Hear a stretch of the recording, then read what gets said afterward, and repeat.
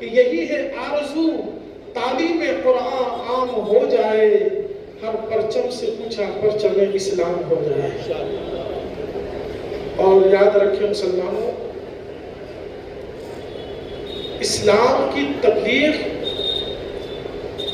یہ نہیں کہ آپ لوگوں کو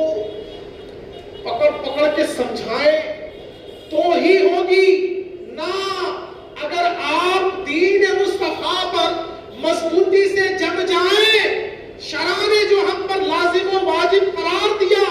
اگر ہم اسے تھام لیں، جو حرام اور ناجائز قرار دیا اگر اس سے اپنے آپ کو بچا لیں، تو ہم اگرچہ ایک لفظ بھی کسی سے نہ کہیں، ہمارا عمل اسلام کی تبلیغ کرتا نظر آئے گا، ہمارا کردار اسلام کی تبلیغ کرتا نظر آئے گا۔ یاد رکھو، اسلام کی تبلیغ میں صرف علماء کا رول نہیں ہے کہ صرف علماء سمجھاتے رہیں، بتاتے رہیں، تقریریں کرتے رہیں، جواب دیتے رہیں، اعتراضوں کے جواب دیتے رہیں تو اسلام کی خوب ترقی ہو جائے گی۔ نہیں، جب تک علماء اپنا کام نہ کرے اور عوام اپنا کام نہ کرے،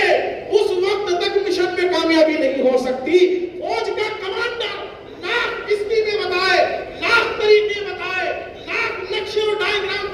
بنا کے سمجھائے، اس وقت تک فوج کامیاب نہیں ہو سکتی جب تک فوج اس قانون کے مطابق عمل نہ کرے۔